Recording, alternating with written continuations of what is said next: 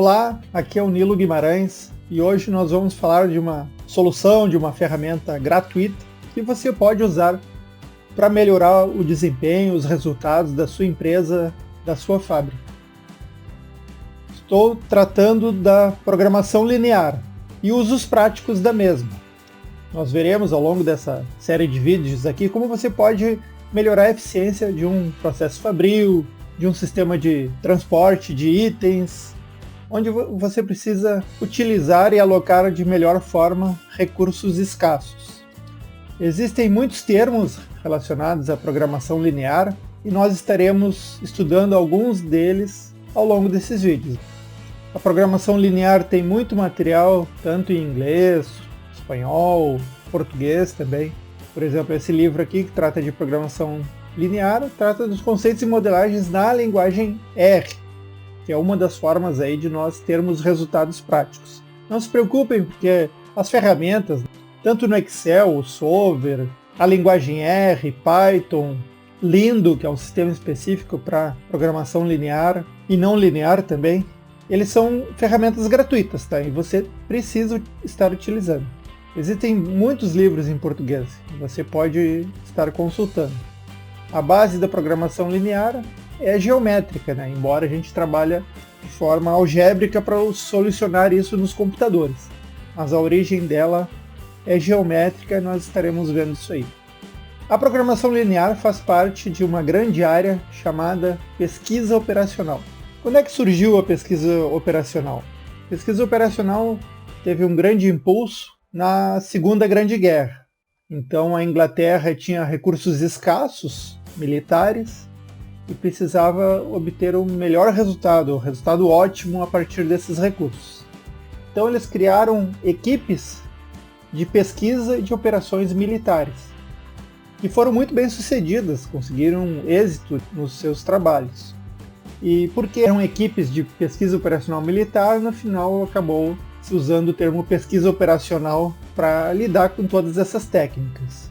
E a primeira aqui citada, vocês podem ver aqui, a programação matemática, é aqui dentro que está a programação linear, porque ela objetiva encontrar um resultado ótimo. Tá? Aqui pode ser uma família de resultados, mas não há nenhum melhor que esse. Então a programação linear, que faz parte da programação matemática, ela é determinística. Ela tem uma solução fechada, não é estocástica ou probabilística, né? A gente tem um resultado definido. Na pesquisa operacional tem outras técnicas, né? Estatísticas, fluxo em redes, grafos, redes neurais, sistemas de inteligência artificial estão crescendo muito. Simulação. Na parte de simulação, se vocês forem ver aqui, eu criei um artigo aqui sobre o sistema dinâmico OEE simulando num ambiente, um SiteMaker, que permite você criar um modelo e depois avaliá-lo, né, de forma livre aqui, observando os resultados. Então vale muito a pena visualizar esse artigo aqui, que vocês vão conhecer mais do OEE, que é um parâmetro aí de eficiência fabril, mas também do SiteMaker, que é uma solução free, não tem que investir nenhum valor, e ela simula muitos sistemas bem interessantes, inclusive com entrada de dados que são probabilísticos. Ok? Mas continuando aqui nossa análise. Teorias de decisão. Existem outras técnicas de pesquisa operacional. A gente vai estar tratando da programação linear que está dentro da programação matemática. Então, a pesquisa operacional nada mais é que isso, alocação eficiente de recursos escassos. E os recursos sempre são escassos, então devemos utilizá-los da melhor forma. É uma abordagem quantitativa, existe a abordagem qualitativa e a abordagem quantitativa. Quando ela é quantitativa, ela sempre envolve matemática e, claro, chega aos computadores, que são equipamentos, máquinas que usam a lógica, usam a matemática intensamente. Ok? Então é aqui que nós estaremos trabalhando. E para que serve a programação linear e a pesquisa operacional de uma maneira geral? Serve para obter melhores resultados. E aqui foram casos concretos que vocês podem estar avaliando. Por exemplo, a Continental Airlines, empresa aérea de aviação. Então o que eles tinham como desafio, né? Otimizar a realocação de tripulações quando ocorrem desajustes nos horários de voo, né? Então o piloto, o pessoal do serviço de bordo ali, tinha que realocar isso de uma maneira ótima.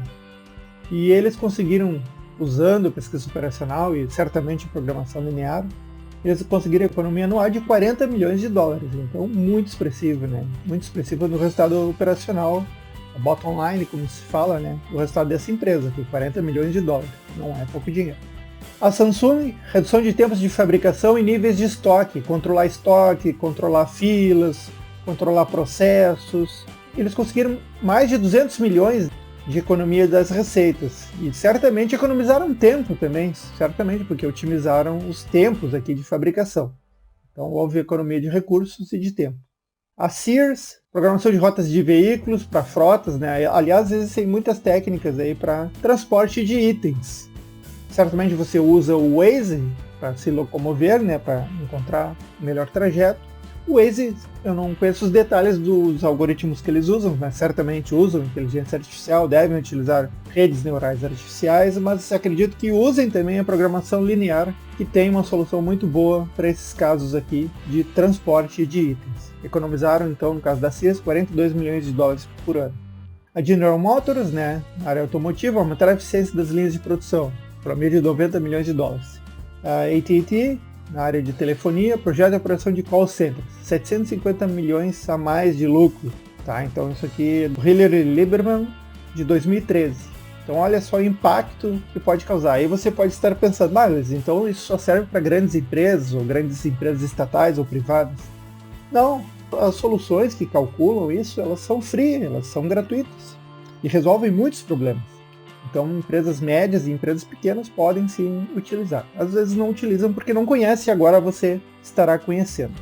Então vejam só, como a simulação, o estudo prévio, né, de situações é importante. Então o Frank aqui, ex-vice-presidente de uma grande empresa, ele deu um exemplo aqui que ele mesmo estava mostrando com muito orgulho um novo prédio, né, que estaria sendo inaugurado, e um trabalhador falou, é difícil, de muito boa aparência, mas essa válvula de açúcar parece estar muito longe da válvula de vapor. E aí o Brock perguntou, não, mas em que isso é um problema? Não tem problema nenhum, disse o trabalhador. Exceto que as minhas mãos têm que estar nas duas válvulas ao mesmo tempo. Ou seja, ele tinha que operar estando nas duas válvulas ao mesmo tempo e uma estava muito longe da outra. Então vejam só como planejar e simular as coisas, encontrar o ótimo antes de executar projetos é fundamental. Eu achei esse exemplo muito espirituoso aí, contado pela própria pessoa que passou a vergonha aí de inaugurar algo que não era útil, que tinha um problema sério no seu planejamento.